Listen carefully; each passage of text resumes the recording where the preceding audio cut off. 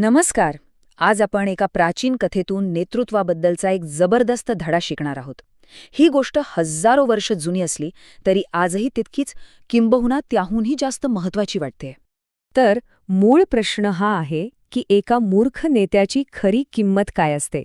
म्हणजे एका चुकीच्या निर्णयामुळे किंवा एका हट्टीपणामुळे किंवा साध्या दूरदृष्टीच्या अभावामुळे नेमकं काय घडू शकतं. चला तर मग या प्रश्नाचं उत्तर या कथेत शोधूया. आता ही कथा काही उगाच सांगितली गेली नाहीये. याच्यामागे एक खास पार्श्वभूमी आहे. ही गोष्ट मुळात दोन ऐतिहासिक व्यक्तींमधल्या संघर्षातून निर्माण झालेल्या एका मोठ्या संकटाचं स्पष्टीकरण देण्यासाठी सांगितली गेली होती. तर या कथेच्या केंद्रस्थानी आपल्याला दोन व्यक्ती दिसतात. एकीकडे आहेत बुद्ध, जे शहाणपणाचं प्रतीक आहेत, आणि दुसरीकडे आहे त्यांचा प्रतिस्पर्धी देवदत्त, ज्याला मूर्खपणा आणि द्वेषाचं प्रतीक मानलं जातं. त्यांच्यातला हाच संघर्ष या बोधकथेला जन्म देतो. आता बघा, या स्लाइडवरचं हे वाक्य खूप महत्वाचं आहे. हे मूळ कथेतील वाक्य आहे, जे सांगतं की देवदत्ताचा नाश ही काही पहिल्यांदाच घडलेली घटना नाहीये. हा एक पॅटर्न आहे, एक चूक आहे जी वारंवार घडत आली आहे. आणि हीच पुनरावृत्ती समजून घेण्यासाठी ही बोधकथा सांगितली गेली. चला तर मग थेट त्या जुन्या कथेत जाऊया. ही गोष्ट आहे दोन वानरांच्या टोळ्यांची, जी आपल्याला अपयशाच्या या प्राचीन नमुन्याबद्दल बरंच काही सांगून जाईल. तर गोष्ट सुरू होते एका राजाच्या बागेत, जिथे 500-500 वानरांच्या दोन टोळ्या अगदी शांततेत राहत होत्या.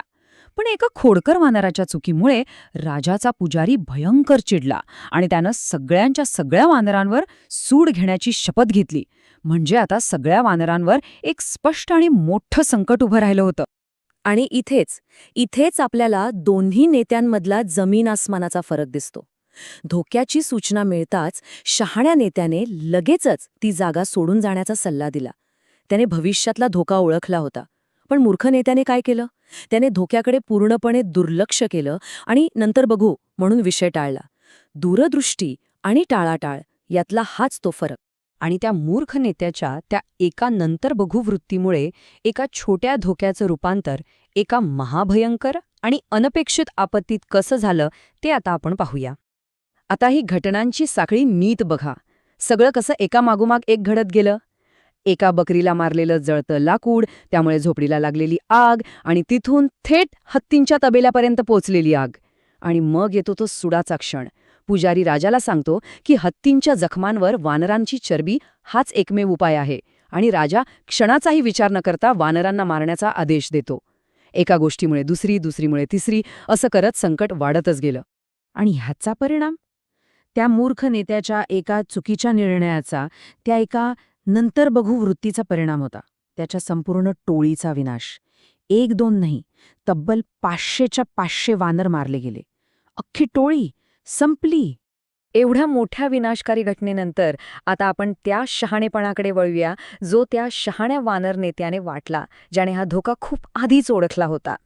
कल्पना करा, त्या भयंकर हत्याकांडातून फक्त एकच वानर जखमी अवस्थेत कसा तरी वाचून पळत येतो आणि शहाण्या वानरांच्या टोळीपर्यंत पोहोचतो. पण तिथे पोहोचताच तो त्यांच्या पायाशी प्राण सोडतो. ही एक जिवंत, चालती बोलती दुःखद चेतावणी होती, जी पाहून शहाणा नेता आपल्या अनुयायांना काहीतरी महत्वाचं सांग. आणि मग शहाणा नेता पहिला धडा सांगतो, धोक्यापासून लांब रहा. स्पष्ट दिसणाऱ्या धोक्याकडे दुर्लक्ष करण्याचे परिणाम किती भयंकर असू शकतात हे तो समजावतो. शत्रूच्या जवळ राहणं म्हणजे संकटाला आमंत्रण देण्यासारखंच आहे. दुसरा धडा तर आणखीनच स्पष्ट आहे. मूर्ख नेत्यावर कधीही विश्वास ठेवू नका. तो सांगतो की कसं एका मूर्ख व्यक्तीच्या कृतीचा परिणाम संपूर्ण समूहाला भोगावा लागतो. जेव्हा आपण एखाद्यावर विश्वास ठेवतो तेव्हा त्याचा मूर्खपणा आपल्या सर्वांसाठी घातक ठरू शकतो.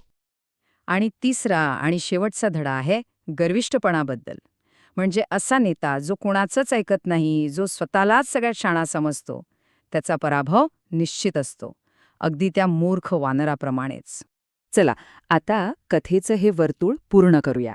ह्या बोधकथेतील पात्रांना पुन्हा एकदा सुरुवातीच्या खऱ्या पात्रांशी जोडून बघू. तर मग ही पात्र नक्की होती तरी कोण? तो मूर्ख वानर नेता होता देवदत्त. तो शहाणा वानर नेता अर्थातच बुद्ध.